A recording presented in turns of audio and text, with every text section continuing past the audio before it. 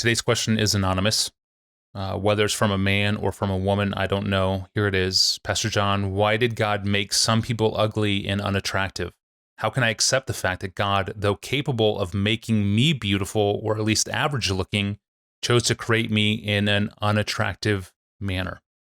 As an unattractive person myself, I can say life is tough for us. Our opinions and ideas are most often sidelined. We have it tough in offices and schools and colleges. I can't express in words how difficult it is to be confident. This is straining my relationship with God. Clearly in the Bible, there are some features described as examples of beauty. I count dozens of verses in the Bible that speak of physical beauty. Moses was a fair and beautiful child. We see that in Exodus 2:2 and Hebrews 11:23. David was ruddy and handsome in appearance, 1 Samuel 17:42. Esther had a beautiful figure and was lovely to look at, Esther 2:7. Absalom had thick hair, and from the sole of his foot to the crown of his head, there was no blemish in him, 2 Samuel 14:25. Now, I know God is concerned about what we do with our bodies, and he cares about our bodies. So why does he make some of us so unattractive? When I hear a question like this, it makes me groan, partly because I can count on 3 fingers, maybe less, the people who have ever called me ugly or handsome. In other words, I groan because I know I'm being asked to speak to a sorrow that I've never tasted. It would be so much easier for me to just ignore this question because I know that when I'm done, many people would have the right to say, but you've never experienced this. And that's true. Another reason it makes me groan to hear a question like this is that I know that what this person calls ugly is the tip of the iceberg of human suffering when it comes, for example, to horrific deformities, the kinds of dreadful disfigurements that in another age would be exploited in what were often advertised as human freak shows. And then there are the kinds of diseases that produce hideous malformations and growths and cankerous, open, unhealable flesh. And then there are ghastly wounds that leave a person in pain the rest of their lives, disabled, unsightly. So as I try to say something biblical, which is all I have any claim to say as far as helpfulness or authority goes, I have all of that in mind. I see this question about ugliness as a species of a larger question about disfigurement and disease and deformity and injury. And if anyone thinks this is not relevant for them, keep in mind that you may not start life ugly, but you may well spend the last year curled up like in a fetal position, weighing 80 pounds and wearing a diaper. Very few people escape the relevance of this question at some point. I think the deepest answer to the question why there is so much ugliness and deformity and injury and disability and misery in the world is found in Romans 8:18-23. I don't think it gets any more helpful or important, profound than these verses. So I want to read the whole thing, making comments as I go, because I think this paragraph is worth meditating on the rest of your life.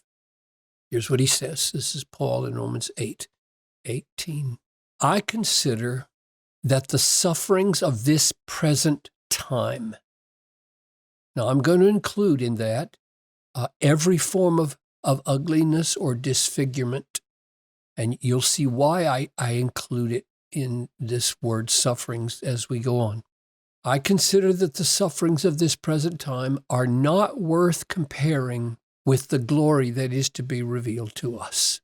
So the fundamental hope of Christianity is suffering now, glory later. Suffering now, glory later.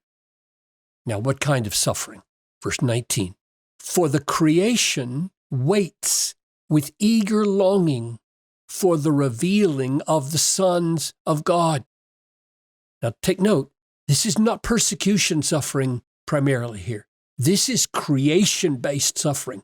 The creation waits with eager longing for the revealing of the sons of God. For the creation was subjected to futility, not willingly, but because of him who subjected it in hope.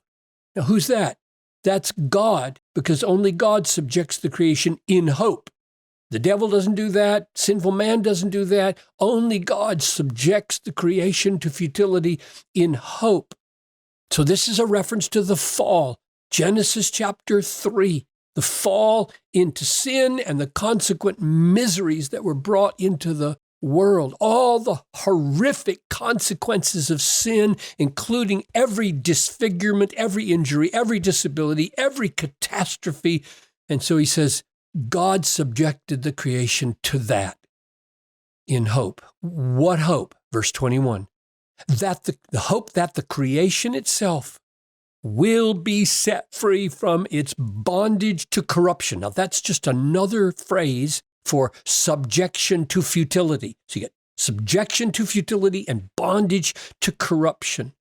Corruption, the word, decay, ruination, futility, horrors, and obtain, continuing now with the description of the hope, and obtain the freedom of the glory of the children of God. So the physical world, the creation, including our bodies, will share in the glory God has destined for his children. Verse 22, for we know that the whole creation has been groaning together in the pains of childbirth until now. What an image. This is another way of saying subjected in hope.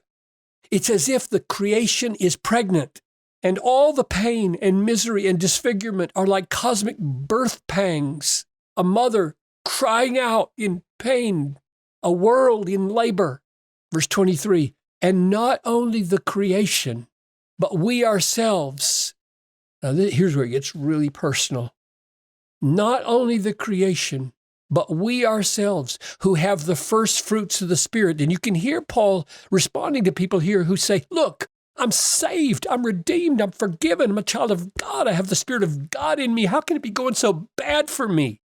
And he's drawing attention to that. Yes, you too groan inwardly as we wait eagerly for adoption as sons. And here's the phrase, the redemption of our bodies. That covers the whole waterfront of aging miseries, disease miseries, disability miseries, ugliness miseries. In other words, he makes explicit that the horrors of groaning and corruption and futility include spirit-filled Christians. Our bodies, John Piper's body, Tony Reinke's body, everybody's body desperately needs now or will need soon redemption. We feel it in disease, we feel it in aging, and we see it in the mirror, some early, some late. And that redemption is coming. I think that's the most important passage in the Bible for our friend to think about. Ugliness and disfigurement have their roots in the origin of human sin. Now, listen carefully, because this could be so easily misunderstood. Not in a person's particular personal sin, but the origin of human sin in Adam and Eve, which infected the whole human race.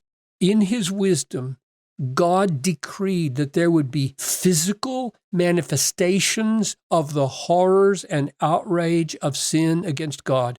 This does not mean that everyone's disability or everyone's disease or everyone's disfigurement is because of their own sin. John 9:3 makes clear that's not the case. They asked Jesus, who sinned, this man or his parents, that he was born blind? And Jesus answered, it was not that this man sinned or his parents, but that the works of God might be displayed in him. So the point is, Romans 8 gives a global explanation for why there is such a thing in the world as ugliness. and every form of physical misery. God brought the physical world, the bodily world, into sync, into correspondence with the moral world. He made physical ugliness and misery correspond to moral ugliness and misery, even in some of the most godly people on the planet. Every bodily or material burden in the world should point us to the burden of sin. Every ugliness should point to the ugliness of sin and Satan. Satan is a real secondary cause under God. He is immediately responsible for many physical horrors. Jesus said that in Luke 13:16. There was a woman bent over for 18 years. So picture her. She's probably walking at a 90-degree angle with a horrible scoliosis. And he says, ought not this woman, a daughter of Abraham, whom Satan bound for 18 years, be loosed? So all physical ugliness and deformity and misery points to the moral ugliness and deformity of sin and Satan. And then, within that global sorrow and corruption and futility, God saves sinners and promises new bodies at the cost of his Son's life. He sends Christ into the world described like this. He had no form or majesty that we should look at him, and no beauty that we should desire him. Isaiah 53:2. He took it all on himself, all the ugliness, all the misery, and died to put an end to all ugliness and all misery for everyone who trusts him and treasures him more than we treasure human beauty. And then he makes all physical ugliness in his precious blood-bought people. He makes all physical ugliness serve to show his own worth, because he satisfies the soul so completely and promises a future so glorious that he makes his homely family happy. And that happiness, in spite of all earthly rejection, bears witness to the all-satisfying moral beauty of Christ and the confidence we will share in it. Christ is most glorified in us when we are most satisfied in him, especially in our temporary ugliness. Yeah, thank you, Pastor John. That's a good word, pointing us back to the satisfaction that we have in Christ and in the beauty of his cross, the beauty in the ugliness of the cross and in his crucifixion. Thank you for joining us today. You can ask a question of your own. You can search our growing archive or subscribe to the podcast. You can do all of that at desiringgod.org/Ask Pastor John. Well, speaking of delighting in God, that's the topic next time. How do we experience more joy in God, especially when we feel stuck? It's a part of Christian hedonism that really often goes unnoticed, and we're going to talk about it next time. I'm your host, Tony Reinke. We'll see you back here on Wednesday.